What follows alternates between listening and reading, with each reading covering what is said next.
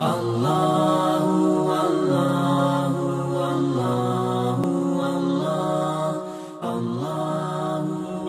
کے دیتے تھے. اب اس کے بعد میں ان الفاظ کے ساتھ کہ منزل سے آگے بڑھ کر منزل تلاش کر، منزل سے آگے بڑھ کر منزل تلاش کر، مل جائے تجھ کو دریا تو سمندر تلاش کر. منزل سے آگے بڑھ کر منزل تلاش کر، مل جائے تجھ کو دریا تو سمندر تلاش کر. ہر شیشہ ٹوٹ جاتا ہے پتھر کی چوٹ سے، ہر شیشہ ٹوٹ جاتا ہے پتھر کی چوٹ سے، پتھر ہی ٹوٹ جائے وہ شیشہ تلاش کر. اس مدرسے کے ہونہار طالب علم مدارس کی اہمیت اور اس کی افادیت کے عنوان سے اپنے خیالات کا اظہار کرنے کے لیے شیخ شعیب سلمہ کو دعوت دے رہا ہوں. وہ آئیں اور مدارس کی اہمیت کے عنوان سے اپنے خیالات کا اظہار کریں. شیخ شعیب سلمہ. السلام علیکم ورحمۃ اللہ وبرکاتہ. نحمده ونصلي على رسوله الكريم. اما بعد، قال النبي صلی اللہ علیہ وسلم: خیرکم من تعلم القرآن وعلمہ، او کما قال علیہ الصلاۃ والسلام. ہمیں دنیا سے کیا مطلب، مدرسہ ہے وطن اپنا. ہمیں دنیا سے کیا مطلب، مدرسہ ہے وطن اپنا. مریں گے ہم کتابوں پر، ورق ہوگا کفن اپنا. محترم سامعین اکرام، آج کی مجلس میں آپ حضرات کے روبرو مدرسے کی مختصر حقیقت بیان کرنا چاہتا ہوں. امید ہے کہ بغور سماعت فرمائیں گے. مدرسہ ایک بہت بڑی نعمت ہے. آج کے دور میں مدرسہ بہت ہی قیمتی چیز ہے. اللہ نے آج یہ نعمت عطا کی ہے، ہمیں اس سے فائدہ اٹھانا چاہیے.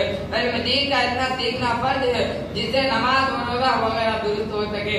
علم دین کی تعلیم اس مدرسے میں ہوتی ہے. یہ مدرسہ ماں کی گود کی طرح ہے. جس طرح بچہ ماں کی گود میں پرورش پاتا ہے، اسی طرح انسان یہاں بھی پرورش پاتا ہے.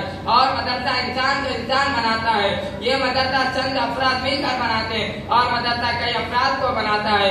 ہم مدرسے کی عمارت بناتے ہیں اور مدرسہ ہمارا قلب بناتا ہے. اللہ سے ہمارا تعلق جوڑتا ہے اور یہی نبی کا کام تھا کہ مخلوق کو خالق سے جوڑتے تھے.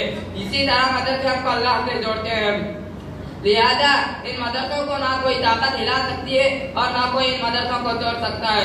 محترم بزرگوں، یہی وجہ ہے کہ آج مدارس کا جال ہر اطراف کو اپنا میں پھیلا ہوا ہے، جبکہ حکومت رات ان اداروں کو مٹانے اور ختم کرنے کی کوشش کر رہی ہے. لیکن ان اداروں کا نظام ایسی ذات عالی کے قبضے میں جس کو نہ کوئی بگاڑ سکا ہے اور نہ بگاڑ سکے گا انشاءاللہ تعالی. اب اس کے متعلقین کے بارے میں سرور دو عالم صلی اللہ علیہ وسلم کے زبان سے سنے.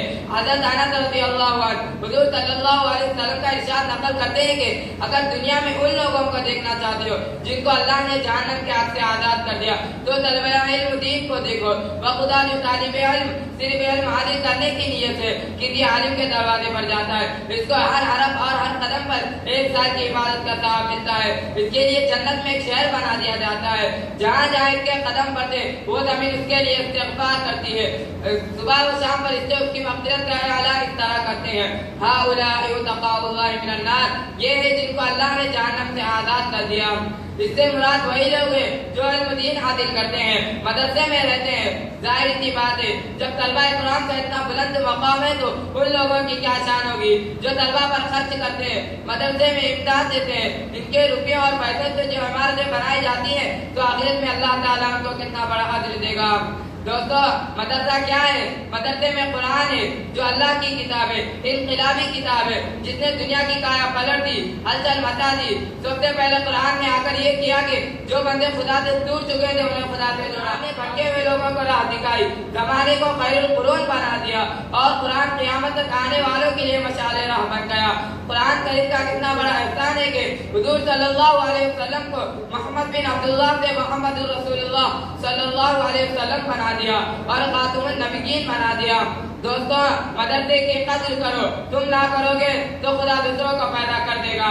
حضور صلی اللہ علیہ وسلم کے زمانے سے مدرسے چلے اور چل رہے ہیں. حضور صلی اللہ علیہ وسلم کی توجہ اور دعا ساتھ ادارہ نہیں مل سکتا، جس کا تعلق ادارے سے ہو وہ بھی نہیں مل سکتا. لہذا اس کی قدر کرو اور اس سے تعلق جوڑو. اللہ تعالیٰ ہمیں دینی اداروں کی قدر دانی کی توفیق عطا فرمائے. آمین. وآخر دعوانا الحمدللہ رب العالمین.